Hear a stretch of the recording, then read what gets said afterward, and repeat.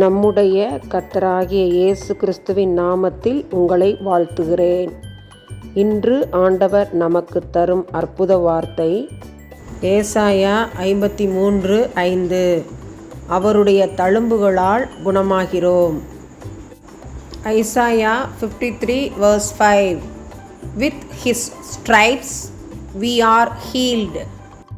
அன்பான சகோதர சகோதரிகளே, உச்சந்தலை முதல் உள்ளங்கால் வரை வியாதிகளால் வருத்தப்பட்டு நிற்கிறீர்களோ? நீங்கள் கலங்க வேண்டாம், கண்ணீர் விட வேண்டாம். கண்ணீரை துடையுங்கள். நமக்காகவே அடிக்கப்பட்ட ஆட்டுக்குட்டியானவர் இருக்கிறார்.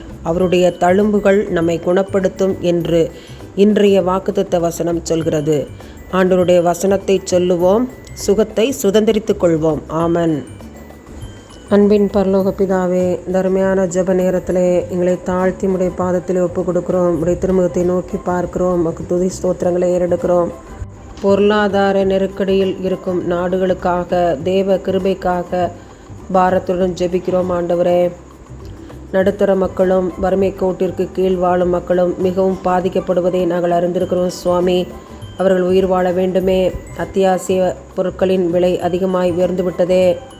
எப்படி நாட்களை கடத்துவது? தேவனாகிய கர்த்தர் நீர் அவர்களுக்கு இறங்கி பொருளாதாரத்தில் நல்ல ஒரு முன்னேற்றத்தை அந்த நாடுகளுக்கு நீர் தர வேண்டுமாய் ஜெபிக்கிறோம். உம்முடைய கரத்திலே இந்த ஜெபக்குறிப்பை ஒப்பு கொடுத்து ஜெபிக்கிறேன். சீர்படுத்தும், நிலைப்படுத்தும், மக்கள் உயிர் வாழத்தக்கதான கிருபைகளை தாரும். உடைய வல்லமையுள்ள கரம் ஒவ்வொருவரையும் ஆட்கொள்வதாக. இயேசுவின் மூலமாய் ஜெபிக்கிறோம் ஜீவனுள்ள எங்கள் நல்ல பிதாவே. ஆமன், ஆமன்.